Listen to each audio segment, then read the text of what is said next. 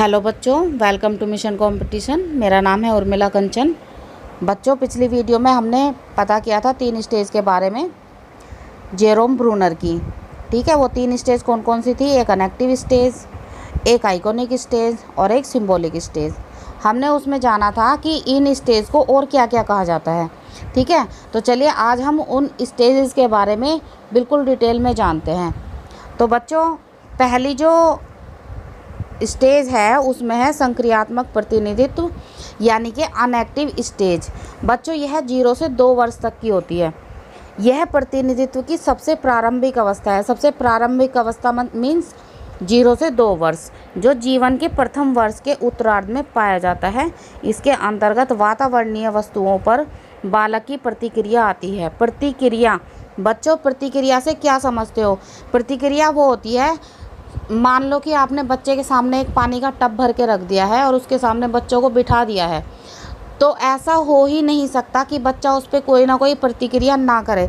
बच्चा उस भरे हुए टब के ऊपर जाके खड़ा ज़रूर होगा, उससे जाके टच ज़रूर होगा, और वो क्या करता है, या तो उस पानी में गिर जाता है या फिर उसके साथ में जो है हाथ मारने लगता है। तो ये प्रतिक्रियाएं बच्चों का जो है जन्म से ही ये प्रतिक्रियाएं बच्चों की खुद ब खुद विकसित होती रहती हैं। इस प्रकार का प्रतिनिधित्व संवेदी गामक अवस्था की पहचान है। यह व्यक्ति पर केंद्रित होता है, अतः इसे आत्म केंद्रित भी कहा जाता है। बच्चों, इस टाइप की जो प्रतिक्रियाएं होती हैं, जैसे खिलौना गिर गया, बच्चा उसको उठा रहा है, बजा रहा है, चल रहा है, दौड़ रहा है, मतलब हम उनकी हेल्प तो करते हैं, लेकिन ये चीज़ उनमें जो है जन्म से ही होती है। उनका जो है विकास अपने आप जो है स्वतः ही बढ़ता रहता है। उसके बाद हम आगे जानते हैं, जो दूसरी स्टेज है इसमें वो है दृश्य प्रतिनिधित्व। दृश्य प्रतिनिधित्व बच्चों, दृश्य प्रतिनिधित्व यानी कि आइकॉनिक स्टेज। आइकॉनिक स्टेज तो बच्चों इसमें क्या है, यह प्रत्यक्षीकरण यानी परसेप्शन की को क्रिया से अलग करता है। क्रियाओं की पुनरावृत्ति द्वारा ही बालक के मन में क्रियाओं की अवधारणा का विकास होता है, अर्थात क्रियाओं को स्थानिक परिप्रेक्ष्य में समझना आसान हो जाता है।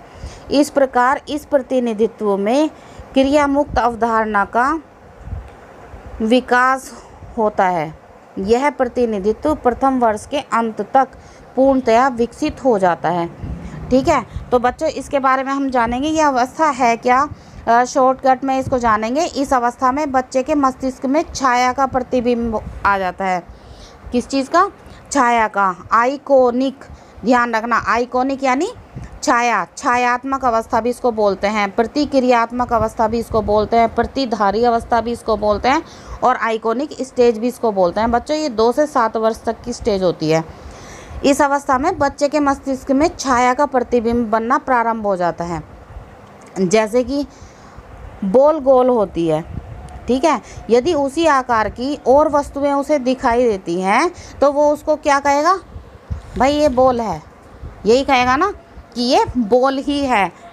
ठीक है, तो ये इस टाइप की जो है छाया, अगर हम बच्चों को कोई फूल दिखा देते हैं तो उसे सभी फूल हो या फल हो, वो सब उसको फूल ही दिखाई देगा। हम उसको बताते हैं कि आकाश में चिड़िया उड़ रही है, तो आकाश में कुछ भी उड़ने वाली चीज़ उसको चिड़िया ही लगेगी।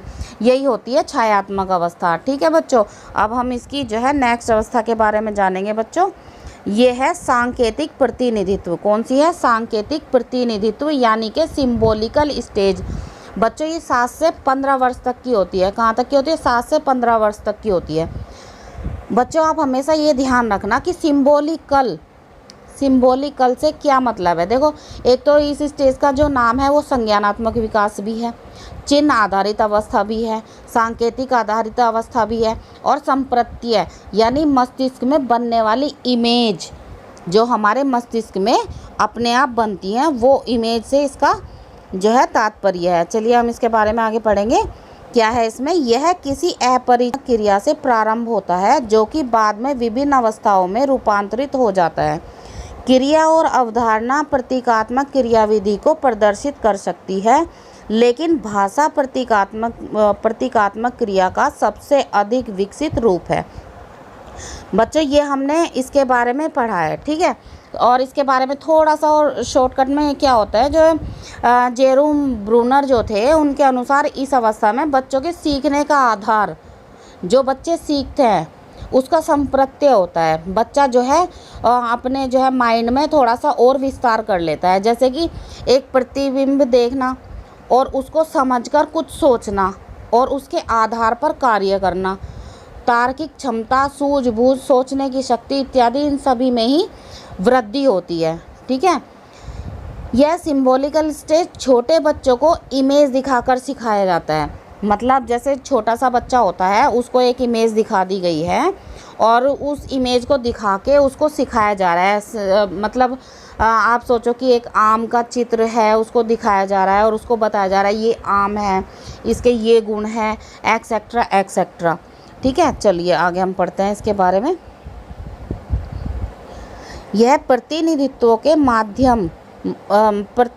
के मध्य संबंध और अंतःक्रिया। चलिए अब इसके बारे में हम संबंध और इनकी अंतःक्रिया के बारे में पढ़ेंगे। तो यह तीनों प्रतिनिधित्व वैसे तो एक दूसरे के पृथक हैं, व स्वतंत्र भी हैं, किंतु यह एक दूसरे में परिवर्तित भी हो सकते हैं।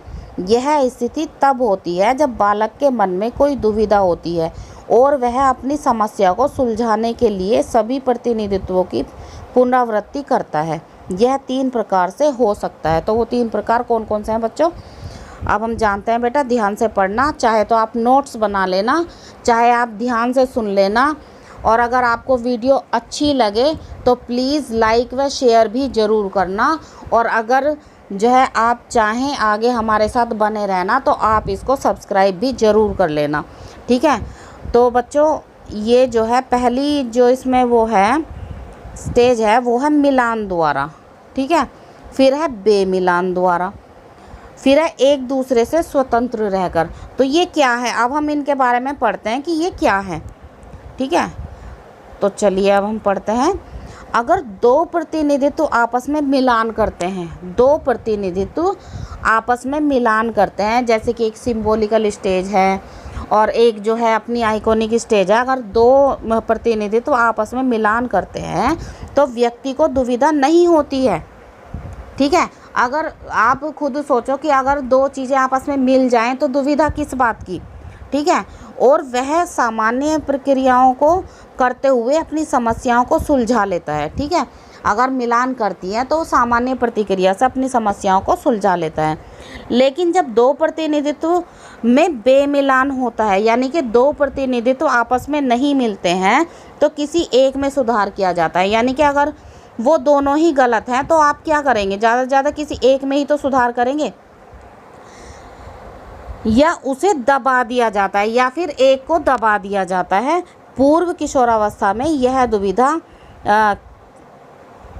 दुविधा और दृश्य व्यवस्था के बीच होती है, जिसमें उन्हें एक या अन्य चुनना होता है। देखिए आप सपोज़ करिए जब बच्चा बड़ा हो जाता है, मीन्स किशोरावस्था में होता है, तो उसको लव हो जाता है, ठीक है। जब उसको लव होता है तो एक दुविधा उसके सामने ऐसी आती है, एक टाइम ऐसा आता है कि उसके सामने चुनना एक मजबूरी हो जाता है। या तो वो माता पिता को चुनता है या फिर वो अपने जो है जीवन साथी को या फिर बॉयफ्रेंड या गर्लफ्रेंड कह लो, उनको चुनता है, ठीक है। तो ये वाली दुविधा किशोरावस्था में आती है बच्चों के साथ में, और किसी अवस्था में नहीं आती है। बच्चों